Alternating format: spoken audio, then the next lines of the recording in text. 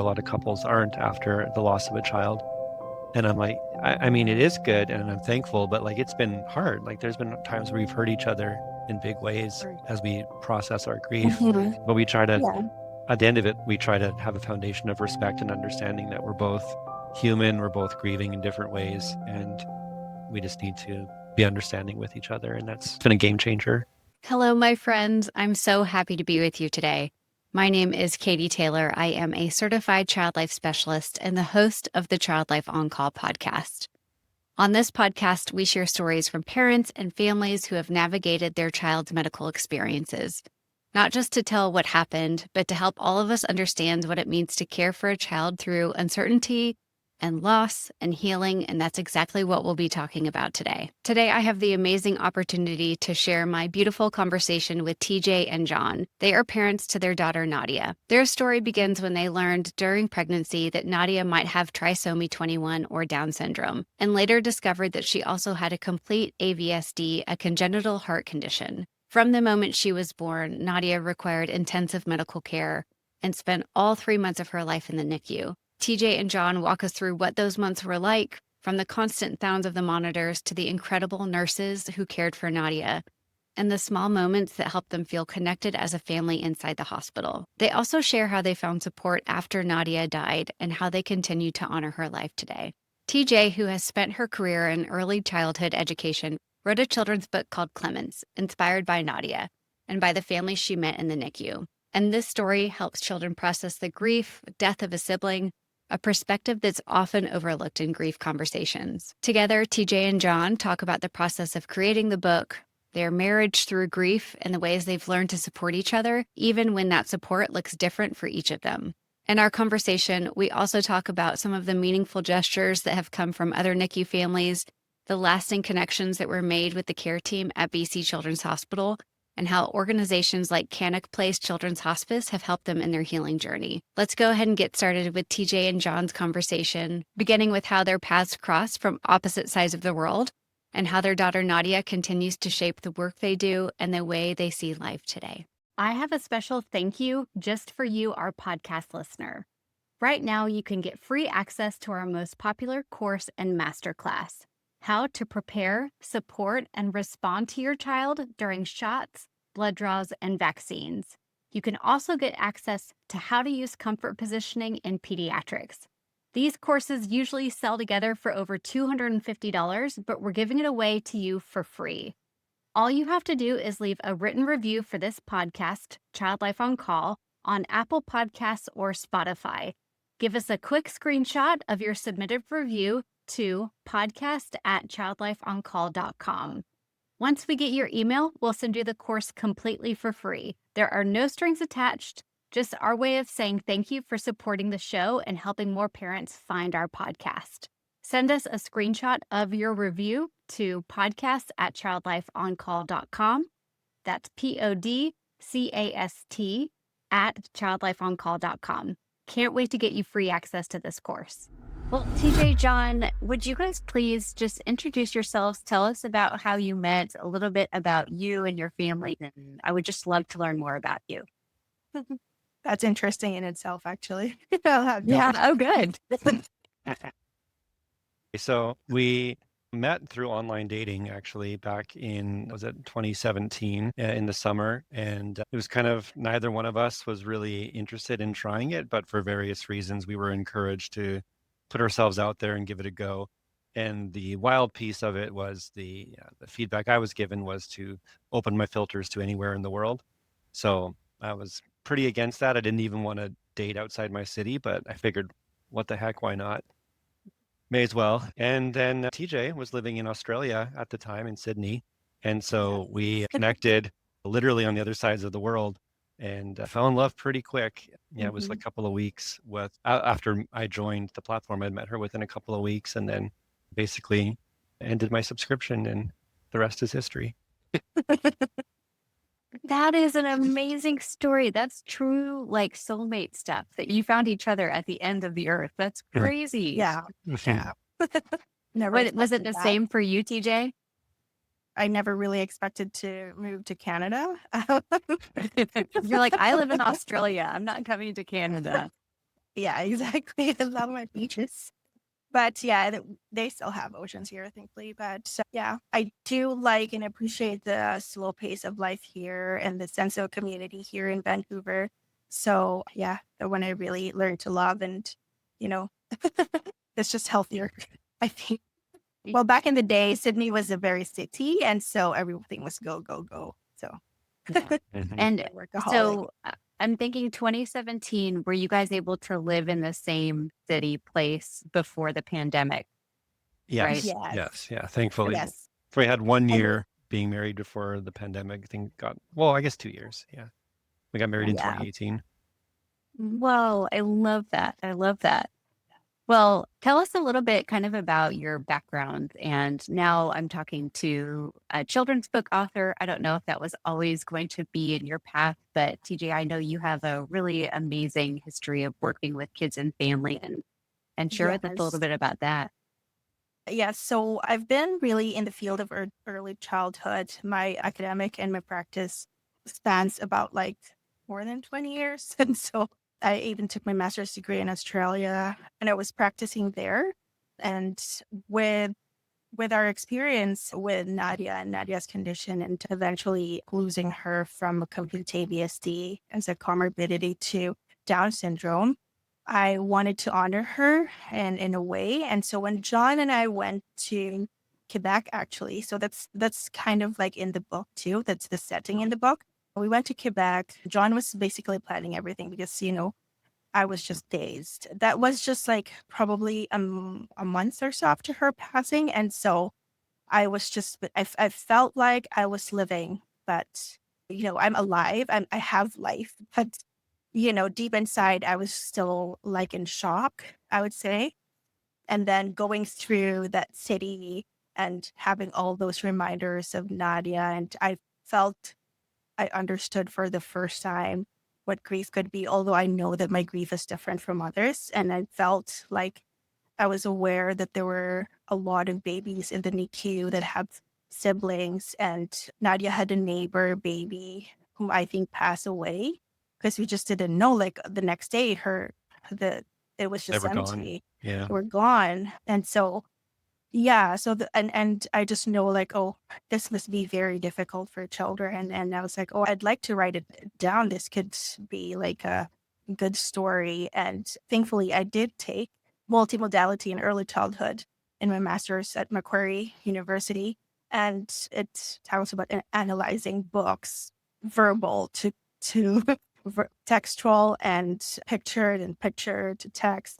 Like we really made an analysis of those. And I was like, oh, I really want to do this. And so when we found a publisher who was willing to work with us, and it was just the perfect publisher for me because like I wanted to be in control. I had a vision of what every page should look like. And so with our publisher, we were free to partner with our illustrator, Frankie Franco, who's very talented. And so, yeah, working with him in every page, it was a breeze. It was actually fun. And yeah, it gave me that sense of purpose. And I've always said, like, oh, I'm so proud of Nadia. Like, it's as if like Nadia was the one who wrote the book. But, without Nadia, there would never be that story. Mhm. Oh, it's just beautiful. As you're talking about it, it's so generous of you to write a story for other kids and siblings who have lost a brother or a sister that they love. And it like reminds me that when we're in grief and it hurts so bad, it's almost like the vulnerability of a child, right? Like we just Mhm. want to feel safe and supported. And you give that to siblings who have now lost a sibling. And I want to thank you for doing that because you give a tool to people like me to be able to share with families from all different walks of life because grief is Mhm. such a universal experience. We Yeah. talked a little bit about Nadia. And if it's okay with you, I would love to go back where you, TJ, and John kind of tell us about the beginning of finding out that something was going on with you during the pregnancy. So pretty early in the pregnancy, we had some testing done and we found that there was a high chance of her having trisomy 21. which we were okay with. We had accepted that. For the last couple of years, we'd been working with a young man who has Down syndrome and autism, and he's been living with Mhm. us for 5 or 6 years now. Basically, our whole marriage, he's been living with us. It's been a wonderful way for us to do like a home share experience, and we're family friends with his parents as well. Yeah, so we were very familiar with the condition and the risks and everything else along with it. And with TJ's experience, we were very confident that we would be able to be the right Mhm. parents that Nadia needed. And so we went into this optimistic. There is a high survival rate with the different comorbidities that come with trisomy 21. In Nadia's case, she also had a complete AVSD, which is a heart condition where there's two holes in the heart. And so from the point of birth, she really struggled to get enough oxygen and air into her lungs without getting exhausted. Even things like breastfeeding was very difficult for her. And so there was a lot of intensive care. Basically, she didn't leave the hospital the entire time that she was alive. So we were in the NICU for 3 months The whole straight months. with her, which was a whole thing in itself for any families and parents that have been in extended NICU. It's exhausting. Like honestly, at first I was kind of like, oh, this is great. First time having a baby, the nurses are around to help us. Like I was kind of like, I don't want to go home yet. But then within a few days, I was like, okay, I'm done now, ready to go home. And we just really wanted to take Nadia out and to Mhm. experience sky and feel the sun and different things. But as time went on, it got to be quite daunting, just hearing the beeps and the alarms and just the machines whirling all the time. It's still, some of those sounds are still triggering to both of us, Yeah, even that's a true. couple of years down the line. Am having John speak to it because as well, like I really think I was just in a daze. I was just like constantly worried. I was just like crying the entire time. And especially when she had a heart attack. After her heart attack, we only have like a couple of days with her.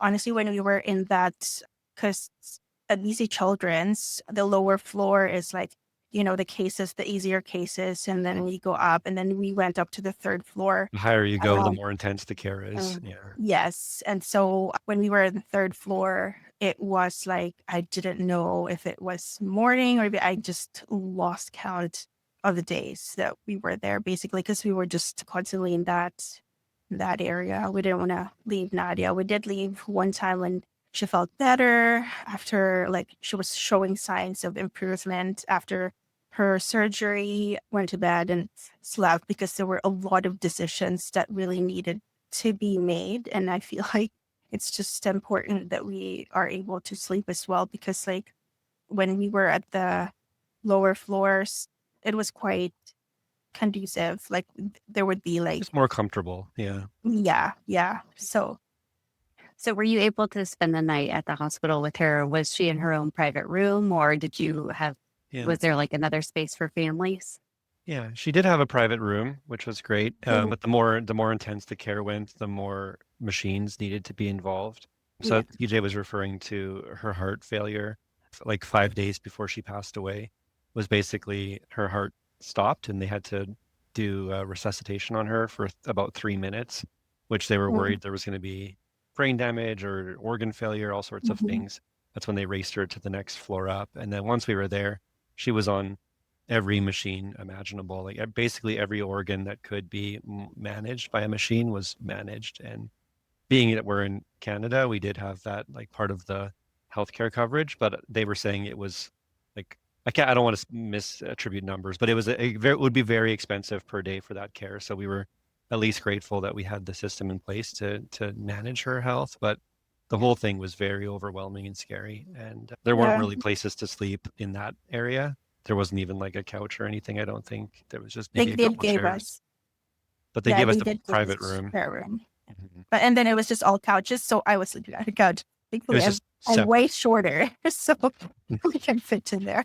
But then we're making like basically life and death decisions. And it was a new Yeah. decision like after that heart failure, those 5 days, it was like something new was constantly being discussed and doctors were disagreeing. And it was tense and we were exhausted. We weren't sleeping. We weren't eating. Actually, one of the nice things to shout out to the family that did this, there was a family across the hall from us on the floor below that we'd started to get to know. And then when Nadia had her heart failure, of course, the alarms are going off in the hospital building. So everyone heard. All the doctors and nurses came rushing in, took us up to the next floor. We didn't see those families again that we had connected with because we were no longer having access to that wing of the Floor. Yeah. NICU. But that one family that had connected with us the most were really worried, and the hospital wasn't allowed to tell them what had happened. But they were able to say that we were above. So the family placed an order for DoorDash for us and sent us some food, which, yeah, was really, really meaningful because they were complete strangers to us. And, what we were going through was very difficult. Like food was the last thing on our mind. But of course, we needed to stay hydrated and eat food Yeah. and sleep and all those basic needs. Jon and I never had COVID, but then it was at the time, spending time in the hospital, that we did eventually have it. And so for the few months that we had Nadia, we spent like about 3 weeks, 2 to 3 weeks just in bed. Well, it was complicated too because this was 2022. So we were close to the end of the pandemic, but the hospital had restrictions on the number of people allowed in the room and such. And one of the restrictions was once we had contracted COVID, we could still visit Nadia, but if we did, they'd have to reset her isolation period. And it would go for like 30 days every time we would come in until we were clear. So it was the point of last entry for us was a 30-day reset. So we had to stay away for, I believe it was 14 days. And so my parents were able to visit still, which was great. So they did video calls with Nadia, but that was 2 weeks after she was born. So as you can imagine, having a new baby and then having to be separated while she's in the hospital was a very challenging thing. Yeah, and I also didn't want her to be surrounded by people who's like very covered and stuff, because like it's important for babies to actually see the facial expression. And even if like we've covered our faces, she's still very curious. She would look at people in the eye and really study them. So I don't want to take that away from her. So yeah, I would love to talk a little bit about Nadia's personality and what you got to know about her in those 3 months. Like, specifically, TJ, I was reading what you wrote about when she would go through something painful, that you would do whatever is possible, and it feels so helpless at times, but that you would like touch her hand. And then you mentioned that she liked to look around. Tell me about her and like that connection that you too understood her more than anybody. We're really thankful for the time that we still got to spend with her, because like we got to know her. Jon had his thing with Nadia. He changes Nadia's diaper, even got job, Jon. Learning curve. No, we figured it out. Yeah, he sings this song with Nadia, and so with me as well. Like, once Nadia started seeing, black and white, so the nurse there thought of putting those black and white pictures on top. We just really found ways, and I bought this mobile for her so that she can look at them, and she would just like stare in awe and just like stare at it for a long time. And and her eyes just like going around with the mobile, and she was very curious. Yeah. And like despite her having that almost every day that she gets blood taken out, her foot actually has a lot of pricks, like a lot. It's kind of like there's a bunch of ants on her feet because of those pricks, and her hair was even shaved off, and she has like beautiful hair because she got Jon's Jon genes for her hair. And she's very beautiful. Like even in ultrasound, it was showing. So the radiologist was like, "Oh, she really has a lot of hair." Yeah, but then they had to shave it, so it kind of feels like she's very like badass. Yeah. She's got her. What is her mullet? Yeah. I love that. Yeah.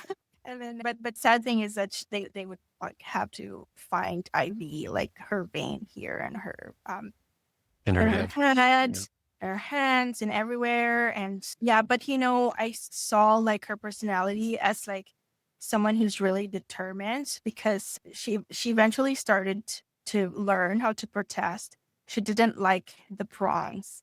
She wanted just like the triangle. There was these air prongs that would go into her nostrils, and she did not. Her oxygen. She did not She didn't like no. that. Yeah, and then her bed is often slanted so that it's easier for her to breathe as well, despite her already having oxygen. But she figured out that if she keeps on like tilting her head forward and just contorting her body in some ways, that she gets to remove the problem.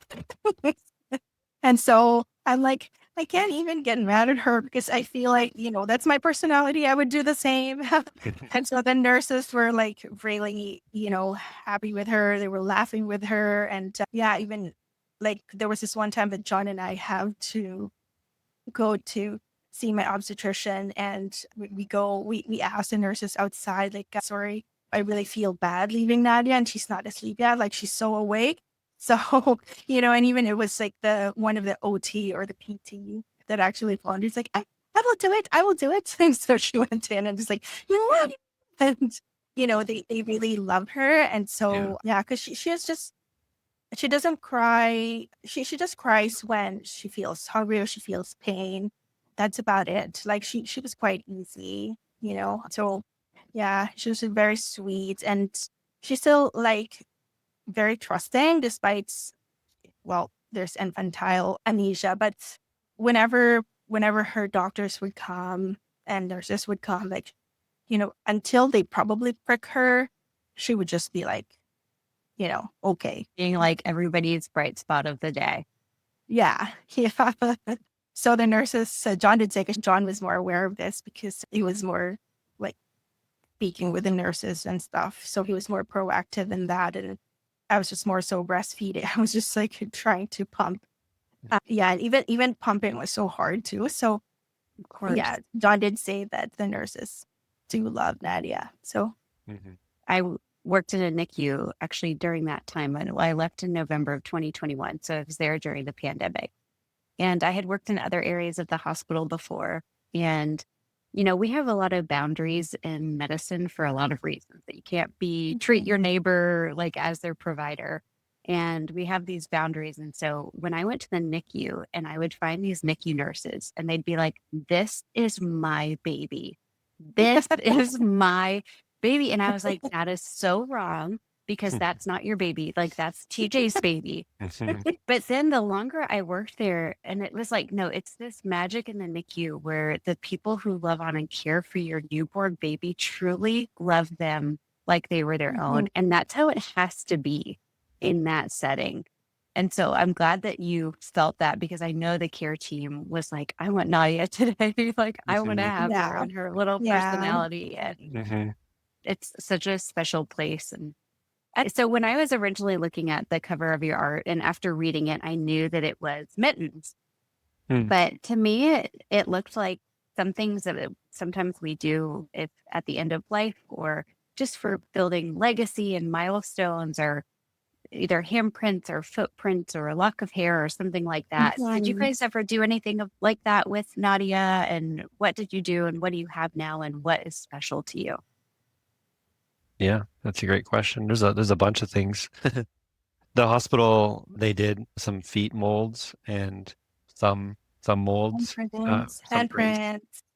a bunch of things with Nadia, which was really special. At the time, it was hard to think about like how meaningful that would be, but having it now, it's been wonderful. And yeah, there's a foot mold anyway of her feet, so we can like actually see like the textures of her little feet marks and everything, and it's really lovely to have that. So we have a memorial section in our condo where we keep things, and the mittens, of course. Go ahead, Teej. Yeah. Also, the clothes, the dresses that she wore in her funeral, I also had another set of those, and I placed them together with the mittens and the shoes. Right. I placed them in. We bought a kind of like a duplicate memory of, box. Yeah. a duplicate of the clothing, so we would have that. Yeah. Yeah, and we're so glad because like on her funeral as well, like she didn't need to be embalmed, so she was just like really looking like she's sleeping, and it was beautiful. Yeah, that was an interesting experience in itself because it was basically the only time we'd ever seen her face without machines attached or like there was a few times, but she would still have stickers or something on her face, right? Yeah. But at the funeral and her casket, we were really scared of like, I don't really want to see her this way. There was a lot of emotions, but also we did want to see her because we missed her. And then walking up, it was like, oh, like she's so pretty and she looks like she's sleeping. And it was like, I don't have a ton of experience with seeing people pass, like my grandparents and a good friend of mine a few years back. But like when you go to the coffin, they often don't feel like the same person. I don't know what the funeral home did, but Nadia looked incredible. Yeah. And the florist was really kind enough to spare me some flowers that I can put around her. So she kind of looked like Snow White. Yeah, or it's like Sleeping Beauty. Yeah. Oh, yes. Beautiful. Yeah. I'm grateful for the pictures you sent, and what a beautiful, beautiful baby. Thank you. How important, so important to work on this, but the realities of grieving alongside your partner and grieving in different ways, because you come to each other from totally different life experiences. Mhm. What are some of the things that you all have done to strengthen your marriage? Maybe some of the things that didn't work, some of the things that did work, or anything that you can provide to other parents right now who are listening and feeling like even your experience is so personal to yourself. What has worked for you all? I think for me, it would be to make the grieving process private. It's good to reach out and have a community, but there are things that is at home that I think should just be between me and John, or like for us to see, because not everybody would understand the heaviness of grief. It's really, really heavy that, and also like with the length of time, we did have an experience when someone said like, we think TJ is just making grief as an excuse for her not to do anything, because there was a point wherein I really had a mental breakdown. Like I was so depressed. I just didn't want to do anything at all. So there's that. And it's creating more hurt. Not that I expect them to understand, but it's just, for me, it was just not necessary. It was not needed at all. Yeah. Will you give me their names and phone numbers and I can call them? I just want to talk to them. I'm just going to give them a little call. That's it. Yeah. Yeah, it's interesting how people are very understanding in the beginning and how quickly everyone kind of forgets and moves on. And even things like statements like, "Oh, it's okay, you're young, you'll have another one." Like those comments are devastating, and we heard them time after time. Or like, yeah, and I at the same time, I don't want to fault anyone, because like if you haven't experienced it, you don't really know what to say. And so sometimes people are trying to like find the silver lining or find a way to make you feel better. But yeah, the best thing for us with our community was when people just came and sat with us and didn't need to fill the air or say anything necessarily. They were just with us and present. And maybe we initiate something funny and we laugh together for a bit. Maybe we just cry and hold each other. But having that presence was really important. And I'll speak to one component as well. I'm an extrovert through and through. I did like one of those Myers-Briggs tests. I ranked like 91% extrovert. So I was like, okay, this is high. Okay, TJ's, we're waiting for John's podcast to start today now. yeah, Or maybe his game show. I love I've dabbled, yeah. No, but TJ is much more introverted, and that manifested in the way that we grieved. In that, like, I was desperate for things to feel normal again. So I was filling my time with activities, with parties, with like, let's have these people over, let's do these different things, let's travel, let's go, whatever. Like I was running from the pain and just wanting to fill it with like good things, with people, with experiences, trying to feel present. Like I want things just to be normal. Like everything's been unstable for so long now. I just want things to feel normal again. For TJ, it was different. She wanted to maybe more isolate and grieve, maybe even go back home to the Philippines and just spend some time away, these different things. And that was a struggle in our marriage, because we were wanting to grieve in different ways. And I can take ownership of my part here, that I didn't acknowledge or recognize that well enough for TJ's experience. Like having people around a lot was hard on her. Yeah. And that's just stuff that I wasn't seeing clearly in my own stage of grief. And the way that we work through that is just conversations and time and figuring out what do we actually need and how do we make changes to accommodate that. And it's been a journey for us.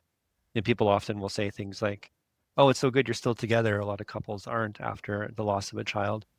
And I'm like, I mean, it is good and I'm thankful, but like it's been hard. Like there's been times where we've hurt each other in big ways as we process our grief. But we try to, at the end of it, we try to have a foundation of respect and understanding that we're both human. We're both grieving in different ways, and we just need to be understanding with each other. And that's been a game changer. Yeah. We also have our separate counselors to help us with, and we have a free counselor from Canuck Place that they gave us. So John and I attend that together.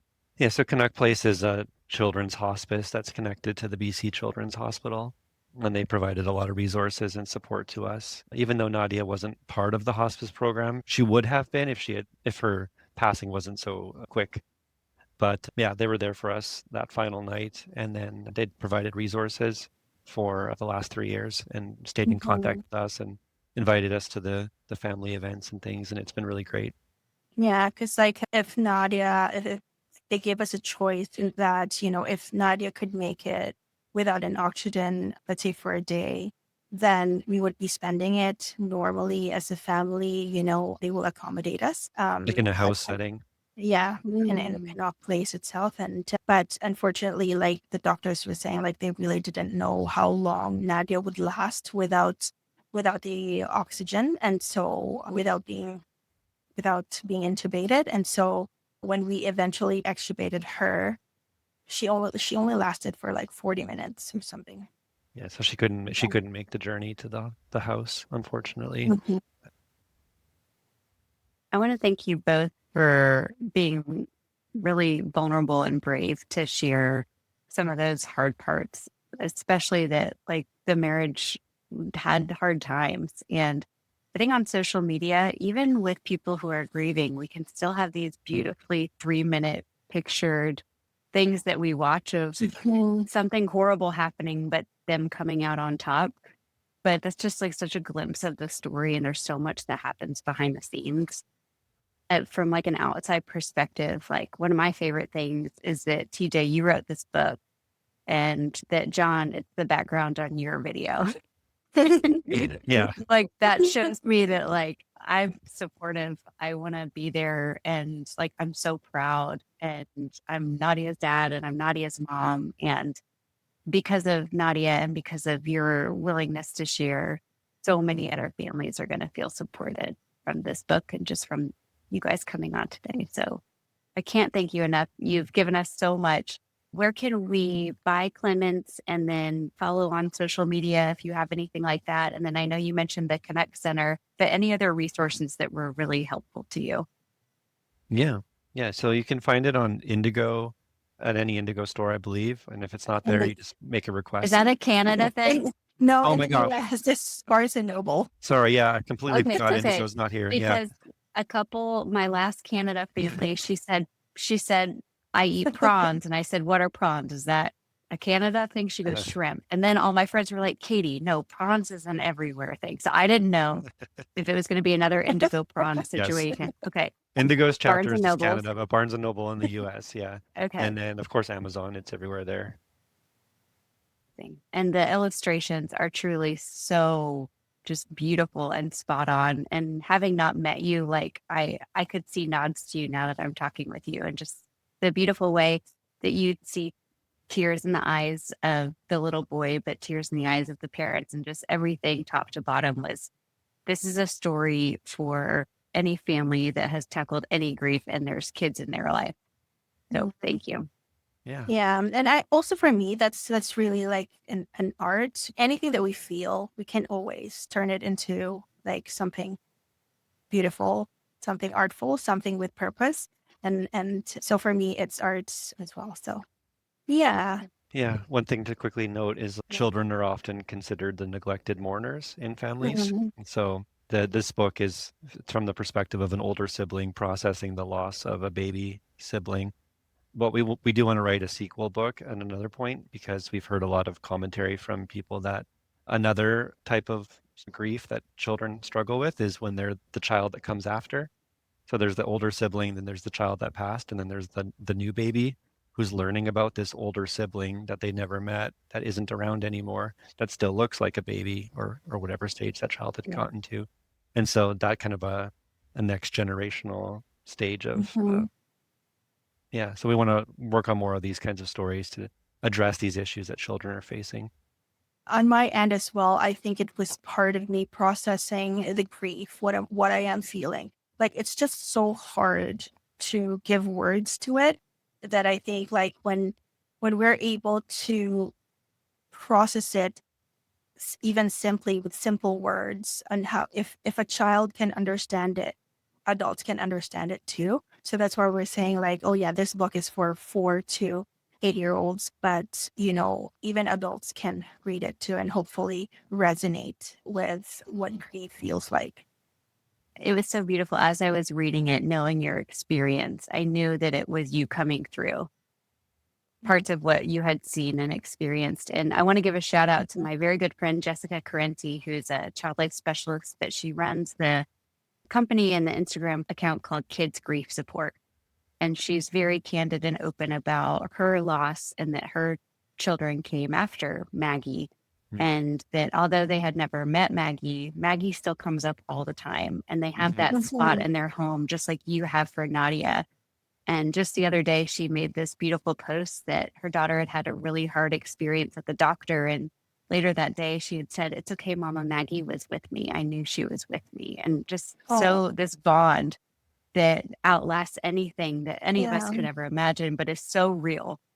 So just thank you both so much for your time, for what you're doing to make the world a better place, and for sharing Nadia with us. Thank you. Well, thank you for having us. Like it was really an honor to be able to do this, and to be able to share our story. So thank you for your platform. It's really wonderful. It's helping a lot of families in the NICU. It's really difficult to be there. So somehow when they're, listening to this, they don't feel alone. They feel like, oh, other people are going through this. And so it's creating that sense of connection despite the distance of people here, like you in Texas and us here in Vancouver. So, well, I'm going to call you next time I come to Vancouver, and I hope it's not too long. In fact, my daughter the other day said, "I just wish we had enough money to go back to Canada." And I'm like, okay.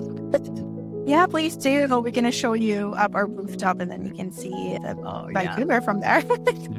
I love it. Well, thank you all so much. I've really enjoyed getting to know you. Thank you very much. Yeah, we Me appreciate too. it. Likewise, yeah.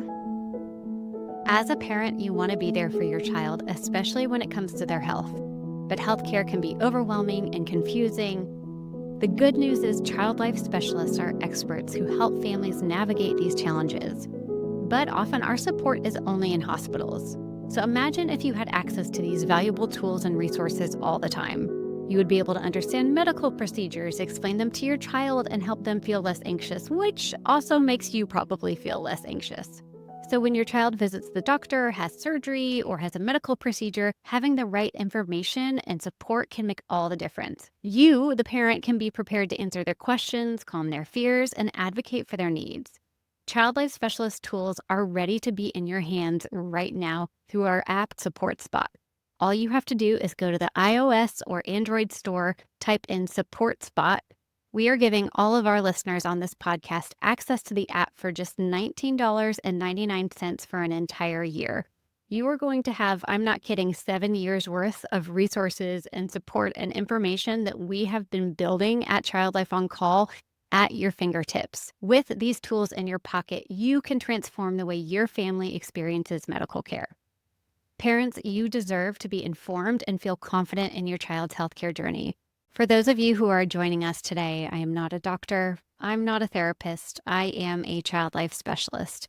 And the suggestions and tips and resources that I talk about with parents on this podcast may be great for you, and they may not be right for you. So the most important person you can talk to about getting support is your care team, your doctor who knows your story and your child's story. So regardless of maybe what I mention or what other families mention here, we're not licensed therapists, we're not doctors. We're having a conversation about what the parenting journey has been like. So please keep that in mind as you listen today. Hey everyone, it's Katie. We've started running ads through Libsyn to support this show. These are called programmatic ads. We do not pick each brand, but we can block categories that don't align with our values. Your support means the world, and this helps us continue creating great content, pay some bills, and hopefully upgrade our gear in the future. Thanks so much for being such a loyal listener, and I'm so glad you're here.